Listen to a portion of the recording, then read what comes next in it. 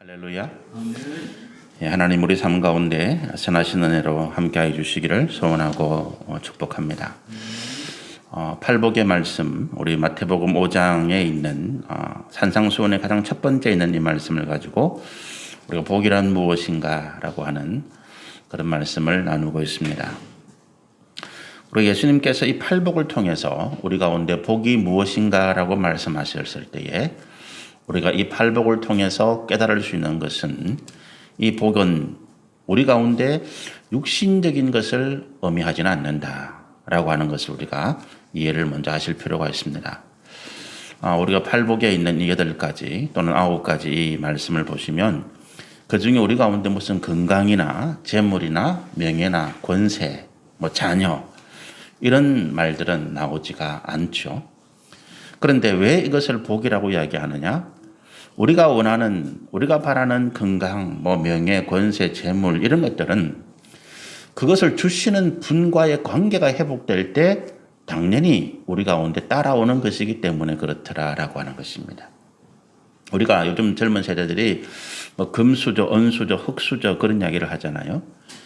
그 부모의 선택은 우리 마음대로 될 수 있는 것은 아니지만 그러나 내가 세상에서 어떤 부유한 집안에 태어나 보니까 내 주변의 환경이, 내가 자라는 환경이 그렇더라라고 하는 것입니다.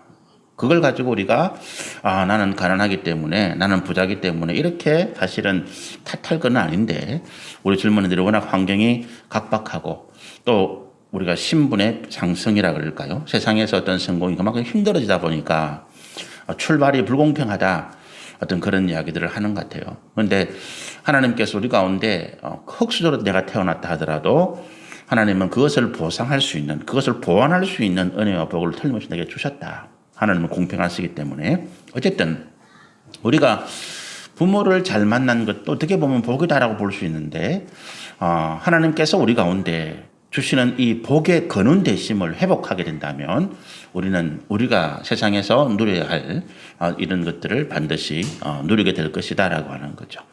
그래서 이 팔복에서 예수님께서 말씀하시는 복은 근원적인 복, 근본적이고 본질적인 복을 말씀하시는데 그것이 하나님과의 관계의 회복이다라고 하는 것입니다. 우리가 우리 죄를 회개하고 우리가 하나님 앞에 온전한 마음으로 또 정말로 주님의 은혜를 바라는 그와 같은 마음으로 나올 때 하나님은 우리 가운데 그동안 우리가 죄로 인해서 끊어졌던 단절되었던 관계가 회복될 뿐만 아니라 우리의 부모, 우리의 아버지 또 우리의 주인으로서 우리를 다스리시고 우리를 기뻐하시는 하나님으로서 주시는 복과 은혜를 회복하게 하신다는 말씀이 오늘 이제 이 복이고요. 그런데 이런 것들이 오늘 이 팔복의 말씀 가운데 있는데 그런데 우리가 이 팔복의 말씀을 조금 다른 관점에서 볼 수가 있다는 것입니다. 제가 지난주에 말씀의 마지막 부분에 이런 말씀을 드렸습니다. 이 팔복이 또 크게 2가지로 구분될 수가 있다. 첫 번째부터 4번째까지의 복은 우리가 이 삶의 상황에서 또는 내 마음을 내가 지키고 하나님의 믿음 가운데 내가 온전한 것을 지키고자 하는 그런 마음에서 하나님께서 주시고자 하시는 복이 있는 반면에 뒤에 4가지 우리가 7절, 8절, 9절, 10절에 있는 이 4가지는 믿음의 사람으로서 우리가 세상에서 적극적으로 믿음을 나타내고 하나님의 진리를 행해 나갈 수 있는 그런 일들을 하게 하시는 복이다라고 하는 것입니다. 그 무슨 이야기냐? 우리가 예수를 믿어서 하나님의 은혜 가운데 나아가게 될 때 우리는 아직까지 능력이나 지혜나 또는 어떤 믿음의 모습이나 이런 것들이 연약할 수밖에 없죠. 또 용기도 부족하고요. 우리가 세상에서 살아가는 모습들 가운데서 예수 믿는 사람들의 모습이 왜 내게 나타나지 않을까라고 할 때 2가지 이유가 있는데 첫 번째는 내가 아직 연약하기 때문에 그렇다는 거예요. 이것이 가장 중요한 첫 번째 이유예요. 2번째는 내가 아직도 육신의 정욕과 탐욕을 온전히 벗어버리지 못했다라고 하는 게 2번째 이유인데 이것이 우리가 하나님의 자녀로서 예수를 믿는 사람으로서 세상 가운데서 믿음의 온전한 모습을 드러내지 못하는 근본적인 이유입니다. 내 믿음이 아직 연약하기 때문에 내가 마땅히 하나님의 백성으로서 주님의 자녀로서 이와 같이 해야 되는 것을 알면서도 내가 용기가 안 나고 두렵고 또 그렇게 하다가 잘못되면 어떡하지? 아니면 내가 좀 어려움을 처하면 어떡하지? 이런 어떤 염려와 근심이 오게 될 때 나는 믿음을 나타내지 못할 때가 많더라. 또 한 가지는 내가 세상 속에서 여전히 정욕과 탐심 가운데 나를 버리지 못할 때 내 생각이, 내 주장이, 내 행동이 하나님의 진리의 말씀보다 세상의 것을 따라가더라라고 하는 것들이죠. 그래서 우리가 세상 속을 살아가는 그리스도인들의 약한 모습들이 거기에 나타나는 것입니다. 우리가 하나님의 믿음 가운데 점점점 강성해진다, 장성해진다라고 하는 말은 무슨 말이냐? 이거예요. 내가 알고 있는 믿음의 가치, 내가 믿고 있는 하나님의 진리의 말씀들을 내가 내 삶 속에서 용기를 가지고 주저함이 없이 행해 나갈 수 있게 되더라라고 하는 것들이죠. 자, 그런 의미로 보면 앞에 있는 네 가지. 우리가 심령이 가난한 자가 복이 있다. 이 심령이 가난한 것은 무슨 말을 그렇습니까? 우리가 이 세상에 대한 어떤 욕심과 탐욕이나 정욕을 내가 버리는 것들. 하나님의 온전한 은혜 가운데 믿음으로 나가고자 하는 모습들이 심령이 가난하다 이런 모습이잖아요. 그런 사람이 어떻다고요? 천국이 그들의 것이다. 그리고 두 번째로 애통하는 자. 왜 애통합니까? 현 삶의 상황을 보니까 하나님의 공의가 없고 이 땅이 죄악으로 사람들이 고통해가는 모습들 보면서 내 힘이 어쩔 수 없어서 안타까워서 울부짖고 부르짖는 이런 모습들이 애통하는 모습이잖아요. 세 번째, 온유한 자다. 외부에서 적들이 나를 공격하고 대적해 오는데 어쨌든 내가 참고 인내하고 있는 거죠. 이 상황에서 내가 할 수 있는 게 없어요. 네 번째 뭡니까? 6절에 의에 줄이고 목말랐다. 마찬가지죠. 내가 지금 하나님의 공의를 나타내는 힘이 없는 것입니다. 내가 성령의 충만한 역사 가운데 나가지 못하고 있는 거예요. 그렇지만 내가 하나님의 공의는 바라고 있다는 것입니다. 우리가 방금 말씀드린 앞에 이 네 가지, 심령이 가난하다, 애통하다, 온유하다, 그리고 내가 의에 줄이고 목마르다라고 하는 것은 어떻게 보면 내 삶의 상황이나 아니면 내 내면의 심령의 모습이 아직 연약하고 아직 내가 부족한 모습들을 나타내 보이는 것들이에요. 그렇지만 뭐가 있다고요? 내가 아직 연약하고 내가 부족하고 내가 아직 능력이 없고 용기가 없는 상황이지만 그러나 내 마음의 중심은 하나님을 향하고 있더라. 그런 나를 용기가 없고 두려워서 믿음으로 행하지 못하고 연약하고 능력이 없어서 고통당하고 힘들어하는 사람들을 보면서도 내가 아무런 도움을 주지 못하는 이런 내 모습이 내 스스로도 참 한심하기도 하고 그래서 내가 하나님 앞에 울부짖고 기도하고 간구하면서 하나님 내게 믿음의 용기를 주시고 내게 능력을 더하여 주십시오라고 할 수 있는 이 마음은 아직 내게 있더라는 것입니다. 이것이 뭡니까? 하나님과의 관계가 연결되어 있더라는 거예요. 연결되어 있는 거죠. 여러분 우리가 믿음이라고 하는 것이 그 토대가 만들어지는 것이 사실은 더 중요하죠. 토대, 우리 믿음의 어떤 기본, 근본이 만들어지면 그 위에 우리가 믿음의 어떤 온전한 모습을 쌓아가는 것은 그 다음에는 시간이 지나고 내게 능력이나 어떤 지혜가 생기게 되면 쉽게 되는 거죠. 더 굉장히 중요한 것은 뭐냐 하면 내게 없는 믿음의 토대를 만든다는 거예요.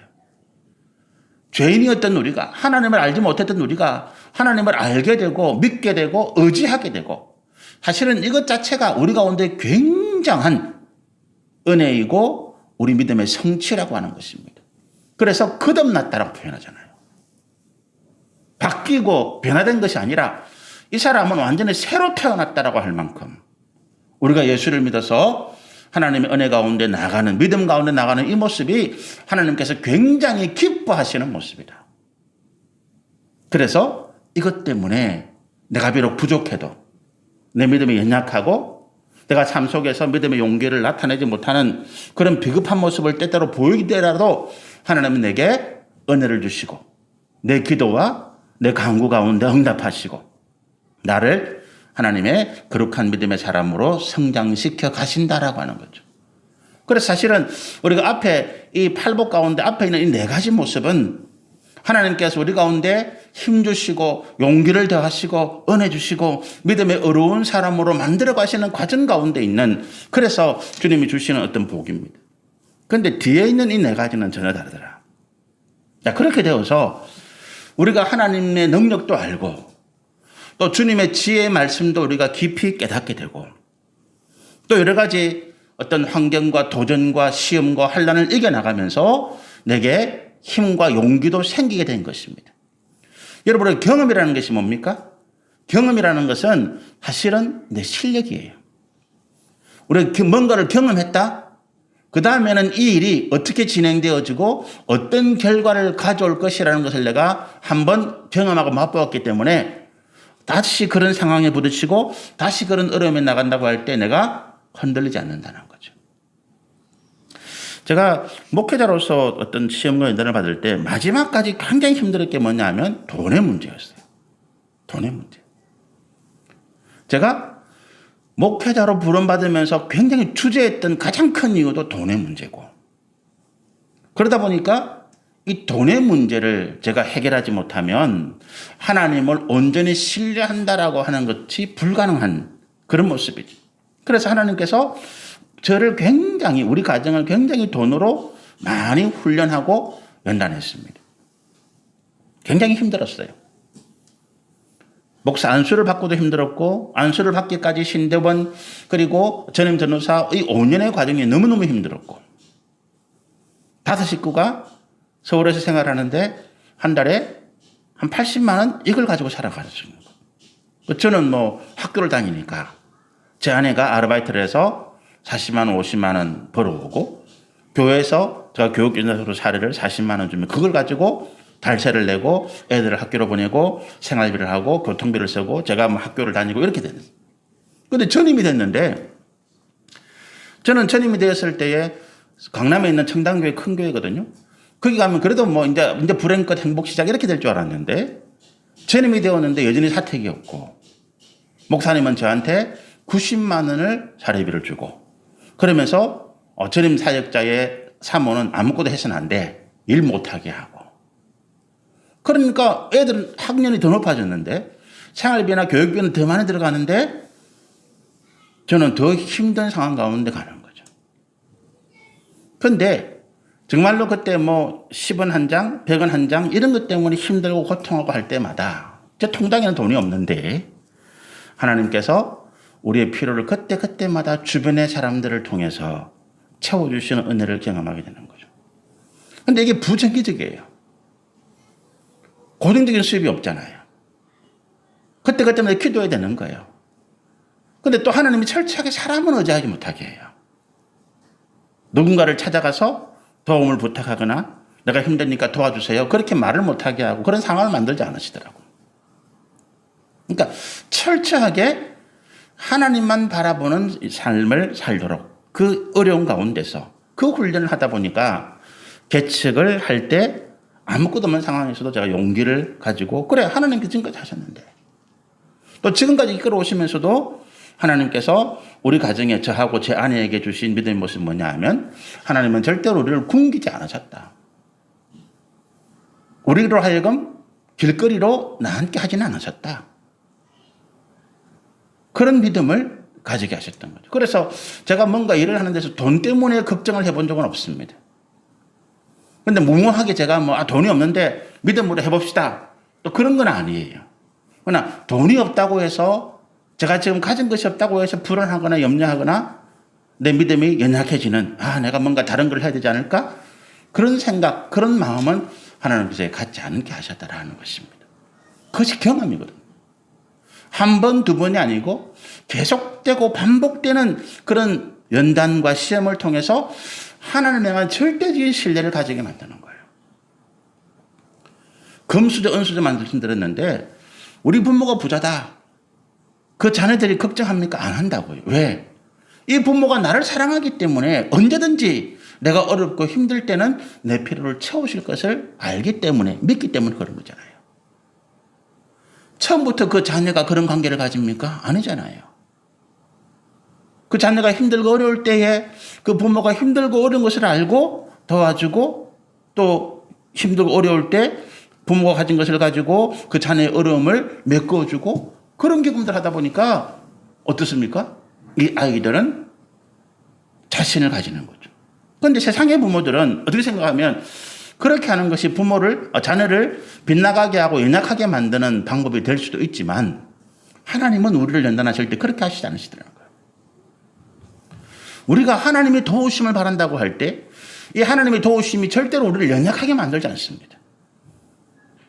내가 기도하고 내가 하나님을 의지하는 믿음이 있다라 이것이 우리를 빗나가게 만들지 않습니다. 왜 그렇습니까? 하나님은 우리를 공의로 하나님은 우리를 온전한 진리의 말씀으로 연단해 나가심을 우리가 경험했기 때문입니다. 내가 기도하고 내가 좀 잘 된다. 내가 좀 뭔가 좀 하는 일들이 뭔가 좀 막힘없이 된다라고 조금이라도 교만하면 어떻게 됩니까? 하나님이 즉시로 우리를 치더라는 거예요. 우리의 교만함, 우리의 그릇된 생각, 우리의 욕심과 탐욕을 하나님께서 무너뜨리시고 고난과 어려움 가운데 우리를 몰아가시면서 하나님은 조금도 우리 어른들이 하는 말로 여측이 없는 분이구나. 우리를 진리의 말씀 가운데 이끌어가실 때 하나님을 의지하게 하시지만 그 의지함이 절대로 변함없게 만드시지만 또 한편으로는 우리로 하여금 헛된 생각을 하지 못하도록 하나님 우리를 훈련해 오시더라는 거예요. 그렇게 되어져서 우리의 믿음이 성장되어질 때 뒤에 팔복 가운데 4가지가 우리가 행할 수 있는 복이더라 라고 하는 거죠. 이 4가지는 믿음의 성숙함 그리고 믿음의 용기 하나님을 절대적으로 신뢰함으로써 좀 다른 말로 하면 그야말로 우리가 세상 속에서 하나님을 대신해서 하나님께서 하실 일들을 세상 가운데 나타내는 일들. 그럼 이것이 왜 복이냐? 이게 우리의 사명의 끝이거든요. 우리 사명의 끝자리 그거예요. 우리 모두는 각자 다른 삶을 살고 있는데 그러나 우리 모두의 삶을 통해서 하나님께서 원하시는 사명의 공통점이 뭐냐 하면 각자가 어떤 모습으로 삶을 살든지 간에 그 삶의 자리에서 하나님을 대신하여서 하나님의 은혜와 하나님의 긍휼과 하나님의 사랑과 하나님의 공의를 이 땅 가운데 나타내는 것이더라라고 하는 겁니다. 목사는 목사가 할 수 있는 일을 통해서 하나님을 대신하여 일을 하는 것이고 그게 뭡니까? 말씀과 기도더라는 거예요. 우리 성도들은 세상에서 어떤 직업을 가지고 세상에서 어떤 사업을 하고 세상에서 어떤 삶을 통해서 하나님의 나라와 그 의를 이 땅 가운데 나타내 보이더라라고 하는 것입니다. 그것이 우리 사명이에요. 각자가 사는 모습은 다르지만 우리 몸이 여러 지체를 가지고 있어서 눈과 귀와 코와 손과 발이 하는 일은 다 다르지만 그러나 모두가 다 그 몸을 위하는 것처럼 우리가 세상에서 살아가는 모습은 다 다르지만 그 목적은 하나님께 주신 거룩한 삶을 통해서 이 땅에 하나님이 살아계시는 것. 그리고 그 진리의 말씀을 통해서 이 땅에 하나님의 공의와 사랑과 구원하심의 은혜를 나타내는 것이 목적이라는 거예요. 그래서 이 팔복 가운데 5번째, 6번째, 7번째, 8번째는 그 이야기예요. 우리가 세상 속을 살아가면서 이제 하나님의 은혜를 알고 시험과 연단을 통해서 믿음이 성숙하고 또 우리가 믿음의 용기를 가지고 하나님 우리와 함께 하신다는 확신 가운데 서게 되었으니까 이제 우리는 하나님의 공의, 하나님의 사랑하심, 하나님의 긍휼, 하나님의 은혜, 진리의 말씀 그리고 구원의 복음을 우리가 용기 있게 또 거침없이 세상 가운데 전하고 행해 나가는 이 일들이 4번째, 5번째부터 8번째까지 말씀이고 왜 이것이 복이 됩니까? 이 사명을 다하는 자에게 하나님께서 하늘나라의 영광과 상급을 한없이 주시도록 약속하셨기 때문에 그것이 우리에게 복이더라는 거죠. 더할 수 없는 은혜와 복이더라. 자, 그래서 이제 그런 어떤 전제를 가지고 말씀을 일을 하시면서 우리가 5번째 말씀의 복을 한번 보시면 좋겠습니다. 7절입니다. 한번 읽어보실까요? 긍휼히 여기는 자는 복이 있나니 그들이 긍휼히 여김을 받을 것이다. 그러니까 긍휼히 여겨라. 그러면 너희가 긍휼을 받는다. 우리가 누구를 긍휼히 여겨요? 세상의 사람들 또는 나와의 관계에 있는 사람들. 그렇잖아요. 나와의 관계에 있는 사람들을 긍휼히 여겨라. 그러면 너희가 긍휼히 여김을 받을 것이다. 누구로부터? 하나님이 너희를 긍휼히 여길 것이다. 이런 이야기죠. 자, 그럼 긍휼이라는 말이 뭐냐는 거예요. 긍휼이 뭘까요? 불쌍히 여긴다. 그런 의미입니다. 그런데 긍휼이 단순히 불쌍히 여긴다는 마음은 아니에요. 긍휼이라는 그 단어 가운데는 긍자는 틀림없이 불쌍히 여긴다는 뜻이 있는데 그 뒤에는 휼이라는 단어는 돌본다는 의미가 있어요. 그러니까 긍휼이라는 단어를 쓰면 이게 어떤 의미냐 하면 그 사람의 형편, 처지, 환경, 사는 모습을 불쌍히 여기는 거예요. 없어서 육신의 삶이 불쌍한 것도 있지만 영적인 모습이 불쌍한 거죠. 영적인 모습이 불쌍한 거죠. 저는 제 주변에 그런 사람들을 참 많이 봅니다. 우리 가족들, 우리 형제들, 또 우리 처갓집의 식구들, 제 주변에 있는 사람들을 보면서 영적으로 굉장히 불쌍하고 안타깝게 여기는 분들이 참 많고, 그래서 그분들을 위해서 제가 늘 기도하는 부분들이 많이 있습니다. 그런데 불쌍히 여기는데 그거를 내버려 두지 않는 거예요. 어떻게 하느냐? 부른다는 거예요. 지나가는 사람 어떤 참 보니까 먹지도 못하고 초췌한 모습으로 추운 겨울에 낡은 옷을 입고 지나가는 사람이 있다. 참 불쌍하다. 그게 아니고 부른다는 거예요. 이리 와 보세요. 불러서 어떻게 합니까? 은혜로 그 사람을 돌보아주고 그리고 어떻게 합니까? 그 사람에게 필요한 것들을 내어준다는 거예요. 더 나아가서 이 긍휼이라는 단어에는 어떤 의미가 있는가 하면 내가 불렀는데 그 사람이 그냥 가요.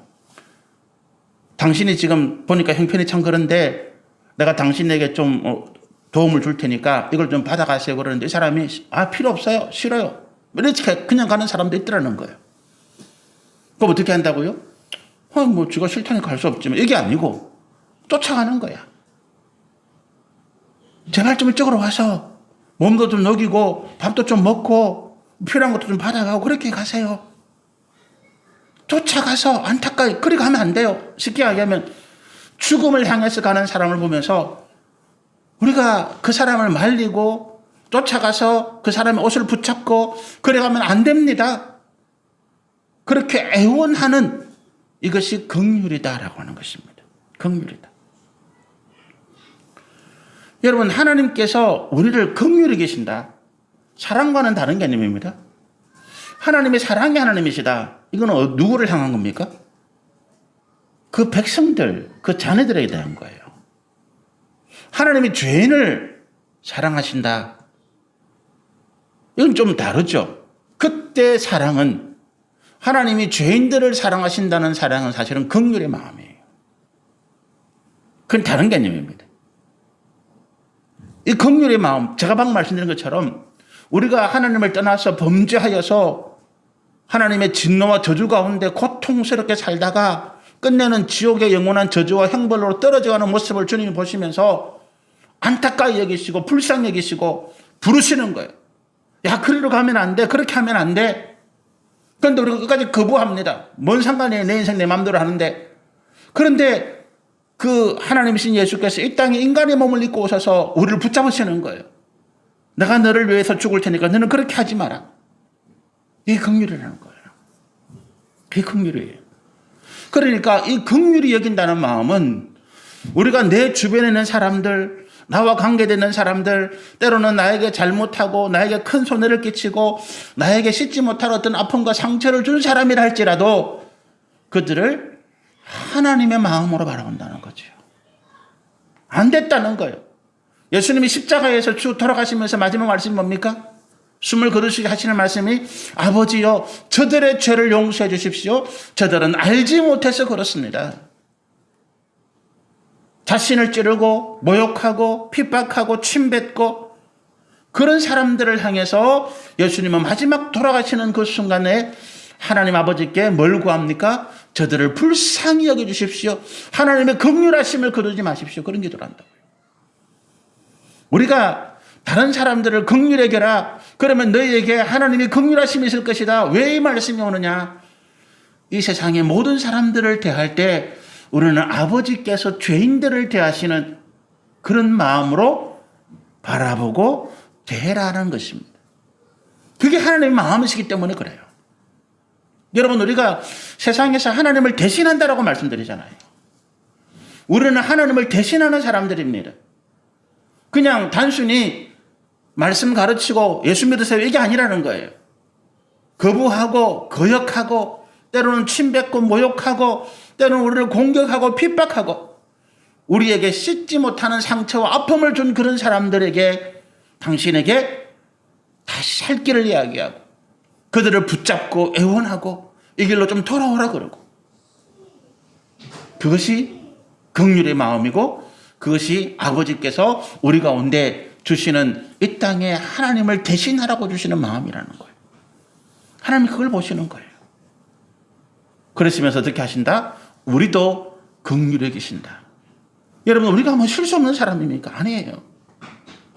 저는 제가 목회를 하면서 제가 많은 실수를 하고 또 저하고 어떤 우리 교회 나왔던 성도들에게 어떤 제가 관계에서 많이 어떤 고통도 있었고 서로 상방이잖아요. 제가 뭔가 고통을 받았다? 그럼 그분들도 더 큰 고통을 받은 거지. 그렇잖아요. 제가 힘들었다? 그럼 그분들도 힘든 거지. 그런데 목사인 저에게 가장 큰 하나님이 책망하실 일이 뭐겠어요? 목사인 저에게 하나님 가장 책망하실 일이 뭐겠습니까? 어쨌든 제가 그들을 잃어버렸다라고 하는 것입니다. 그렇잖아요. 여러분 가정에 혹시 아이를 잃어버린 그런 경험이 있으신 분들은 평생 그것이 내 마음에 내 영혼의 고통이에요. 그렇잖아요. 고통이거든요. 아이를 잃어버렸던 그 아픔이 평생의 고통이에요. 목사에게는 그게 내가 우리 성도들을 내가 끝까지 지키지 못하고 그들을 함께 은혜 가운데 인도하지 못하고 어쨌든 그들을 잃어버린 것은 고통이거든요. 떠나서 매운 게 아니고 고통이거든요. 그런데 더 큰 문제는 뭐냐 하면 제가 한 번씩 이제 어떤 분들을 통해서 그런 이야기를 제가 들을 때가 있는데 신앙생활을 안 하는 분들이 계세요. 우리 교회 있을 때는 그래도 참 열심히 했는데 어쨌든 뭐 여러 가지 일들 때문에 같이 교회를 나가게 되어서 그분들은 신앙생활을 안 한다는 이야기를 들을 때 이게 정말 제재거든요. 그뿐이겠습니까? 제가 목사로서 아버지로서 부모로서 남편으로서 또는 이 주변에 있는 사람들과 관계에서 또는 제가 어떤 동료들 목회자 동료들로서 제가 어떤 죄나 뭐 실수한 게 없겠습니까? 많아요. 많습니다. 근데 가만 생각해 보면 하나님이 왜 그런 저에게 제가 기도할 때 그런 부분들에 대해서 은혜를 주시기도 하고 또는 거기에 대해서 회복할 수 있도록 힘을 주시기도 하고 왜 그렇게 하실까? 이유가 뭐겠어요? 제가 긍휼히 여기는 그 마음을 하나님께서 보셨기 때문에 그렇더라고요. 하나님 보셨기 때문에. 여러분, 우리가 지금 어떻게 생각하면 우리가 지금 하나님 앞에 떳떳하게 나설 수 없는 존재지만 그럼에도 불구하고 하나님의 은혜가 우리 가운데 있다라고 할 때 하나님께서 우리가 지극히 작은 소자에게 물 한 그릇 주었던 그 일을 기억하고 계시기 때문이다. 그걸 믿으시면 좋겠습니다. 그래서 우리의 지극히 작은 선행 하나는 하나님께서 잊어버리지 않으신다. 잊어버리지 않으신다. 저는 구약 성경 가운데 이 느헤미야라는 인물에 대해서 굉장히 존경하는 마음이 있어요. 근데 느헤미야서를 읽어보면서 제가 굉장히 마음 가운데 와닿았던 부분들이 있는데 그게 뭐냐 하면 느헤미야가 하나님께 이런 기도를 합니다. 힘을 다해서 그가 하나님 일을 감당해 나가려고 애를 쓰는 사람인데 근데 그가 하나님께 기도하면서 이런 하나님 제가 이렇게 하나님께 은혜를 구하는데 하나님 제가 옛날에 하나님 앞에 이런 일들을 제 생명을 걸고 또는 제가 힘을 다해서 주님 앞에 이런 일들을 행했던 것을 주님이 좀 기억해 주셨으면 좋겠습니다. 그 말이 무슨 말인가 하면 지금 느헤미야가 하나님께 이런 고백하는 하나님 나는 이렇게 하나님 은혜를 구할 자격이 없는 사람입니다.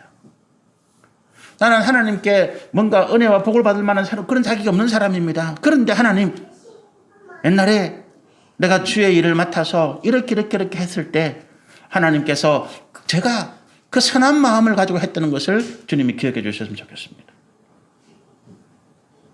그런 기도가 모르겠어요. 그게 어떻게 생각하면 그걸 읽는 분들은 다 생각이 다르겠지만 저는 처음에는 좀 비겁하다는 생각을 했어요.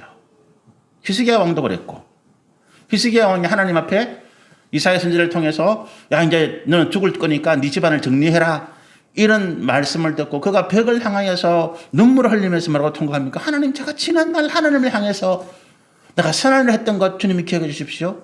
하나님이 그 기도를 듣고 이사야에게 히스기야에게 15년의 생명을 더해 줄다 이렇게 말씀하잖아요. 어떤 생각이 좀 비겁한 것 같아. 처음에 저는 비겁하다고 생각했어요. 아, 하나님 말씀하시면 그냥 받아들이면 되지. 비겁하게 뭐 그걸 가지고 뭐 더. 근데 지금 제가 생각해 보면 그만큼 하나님의 은혜를 구하기는 구해야 되겠는데 염치가 없는 거지. 그런데 하나님 앞에 그 마음을 붙잡는 거예요. 하나님 제가 지금까지 그래도 하나님의 마음을 가지고 하려고 애는 썼습니다. 그걸 하나님께서 기억해 주셨으면 좋겠습니다. 그래서 저는 그 은혜로 산다고 생각해요. 때로는 말씀드린 것처럼 제가 어떤 지난 옛날 일들을 생각해 보면서 어떤 때는 잠도 안 오고 기도할 때 하나님 앞에 참 한없이 부끄럽기도 하고 하나님 제가 목사로서 참 못할 짓을 많이 했습니다. 몰라서 그랬지만 깨닫지 못해서 그랬지만 욕심 때문에 그랬지만 어쨌든 제가 하나님 앞에 목사로서 참 못할 짓을 많이 했는데 하나님 그 영혼들 제가 잃어버렸던 그 하나님의 백성들을 주님께서 돌봐주십시오. 저는 못하지만 그게 긍휼이에요.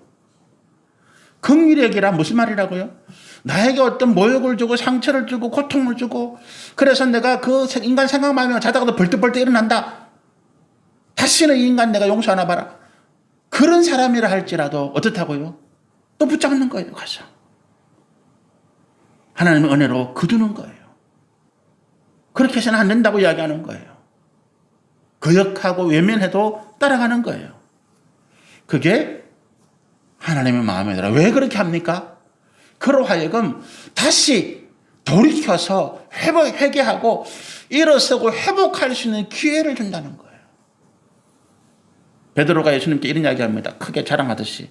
예수님이 자꾸 용서하라 그러시는데 제가 한 70번쯤 용서해주면 되겠습니까?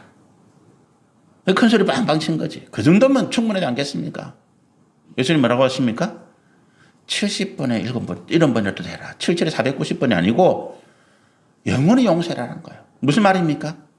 그가 다시 회개하고 일어설 수 있는 기회를 줘라는 거예요. 계속 줘라. 언제까지? 하나님이 그를 심판하실 때까지.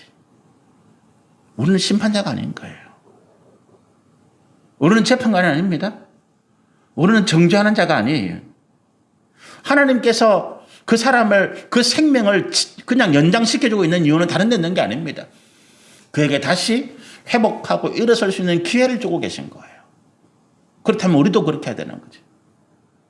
정죄하고, 당신은 이제 끝났어. 당신은 안 돼. 당신은 뭐, 지금까지 내가 기회를 줬잖아. 이게 아니라, 하나님께서 그를 손댈 때까지는 다시 기회를 주는 거예요. 또 용서하고, 또 부탁하고, 또 애원하고. 그게 긍휼의 마음이다. 그 긍휼의 마음이 어떻게 된다고요?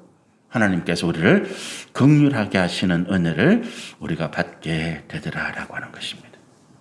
첫 번째죠. 8절의 말씀을 넘어가려고 그러니까 시간이 5분밖에 안 남았습니다. 제가 나머지 또 말씀들은 다음 주에 계속해서 말씀을 전하면 좋겠고, 우리가 이런 긍휼의 마음이 어떻게 생깁니까? 그냥 내가 참 하나님의 은혜 가운데 좋더라 이게 아니고, 내가 믿음이 성숙되어지고 하나님의 진리 말씀 안에서 내가 용기가 생기고 하나님을 계속 경험함을 통해서 하나님이 이런 분이구나. 그리고 내가 이 하나님을 의지하는 이 마음 가운데 내가 흔들리지 않을 때 가능한 거지요. 예수님이 이렇게 말씀하십니다. 너희가 이 땅에서 복을 받기를 원하느냐? 너희가 이 땅에서 하나님 나라와 그 의를 이루고 영원한 하나님 나라에서 상급과 영광을 받기를 원하느냐? 그렇다면 너희가 적극적으로 주저앉아서 울고 애통하고 그냥 상한 마음만 가지고 있는 것이 아니라 이제는 너희가 어른처럼 장부처럼 일어나서 세상에 나가서 너희 삶의 자리에서 하나님이 하실 일을 너희가 하라. 그게 우리가 팔복의 말씀 가운데 하반절에 있는 5번째, 6번째, 7번째, 8번째 말씀이고 오늘 우리가 긍휼에게 자는 긍휼의 기를 받는다. 이 말씀을 함께 나누셨습니다. 우리 기도하겠습니다.